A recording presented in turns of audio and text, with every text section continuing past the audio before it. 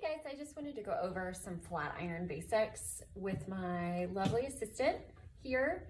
I have just split the hair in the front right behind the ear for the face frame section, and I've split the top half off above the ear. Feel free to do as many sections depending on the thickness of your hair, but the biggest thing I want to point out is that most of the time I see a ton of flat iron damage. And that's because people are using much too high of heat and they're going way too fast. And then they start touching the hair after they flatten it. And by doing that, you're not allowing the hair to cool. So it's not holding its position. If the hair is hot and you start touching it, it's not going to retain its shape. So for this demo, I'm using the L'Oreal Steam Pod iron. I really don't like flat irons, especially if you're a blonde or color treated, because it tends to burn and singe the hair. But with a really quality thermal protectant, one I really like is the Allure leave-in conditioner. It has a UV filter, a thermal protectant, some nice soft conditioning shine. And if you find a medium texture, it's probably just enough for you as far as smoothing and frizz control. If you've got a little bit of thicker hair or a little more issues with frizz or dryness, then adding the Allure smoothing cream on top of the leave-in conditioner once you detangled is a good idea. It will provide a little more hold. But I find for my hair, for example, the leave-in conditioner is perfectly fine. And because I am blonde and color treated, it's the perfect amount of thermal protection. What I like about the Steam Pod is it uses a water tank to steam the hair straight, rather than just using hot plates. So it's about 98% more gentle on the hair. So if you have damage and breakage or you're a frequent flat ironer, this is definitely an investment, but it will definitely preserve your hair, and it is a worthwhile investment. What I like too is that this brush here has these little fine tooth combs, if you can see it, that's attached.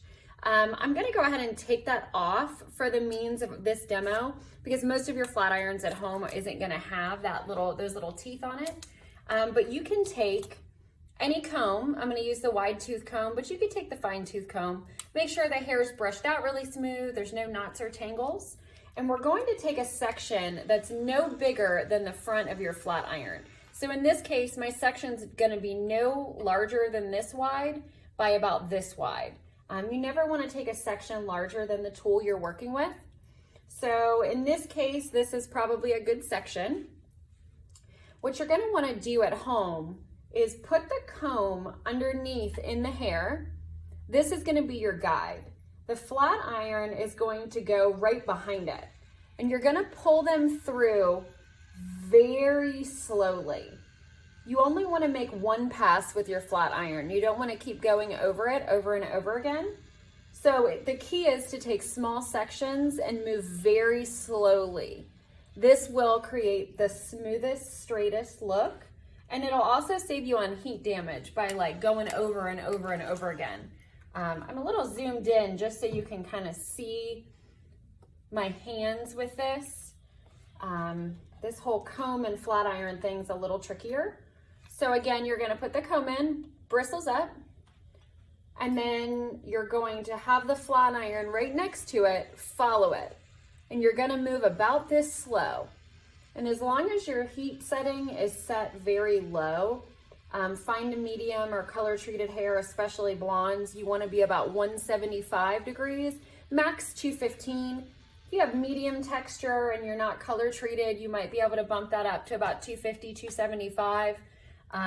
Anything over 300 to 400 is really reserved for those much thicker, coarser textures. By cranking the heat up, you're not making it any straighter or any curlier if you were using a curling iron.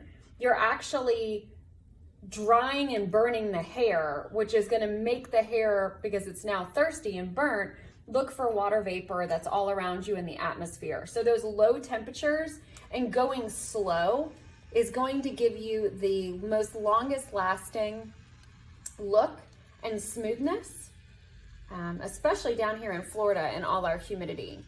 As you can see, that's kind of exactly how you would go around the whole head. What I like to do also is if you are in Florida or you're in a more humid climate, you want to use a hair oil. Oil isn't always wet and greasy. A really good hair oil will add shine, and that oil molecule is very large compared to the water vapor in the atmosphere and the humidity. So it does a really good job of preventing the hair from expanding, so that thirsty hair will try and grab on to the water in the atmosphere. This kind of provides a humidity shield, much better than hairspray or like a lotion or a cream would.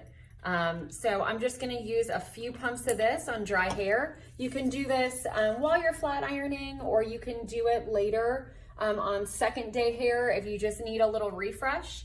And look at that, it's gonna give this hair nice and really good shine, as well as keep the frizz from building back throughout the day. So I'm gonna list some good flat iron temperatures for you now, and I hope you found this helpful. Feel free to book an appointment if you ever want to see this demoed. I'm happy to show you kind of how I would flat iron your hair and your hairstyle at any time. With any service, of course, it's included here at the Pretty Swan. So I hope you guys found this helpful. I know it's super basic, but if you've never heard of it, this may be something new for you. So I hope you enjoyed. Thanks.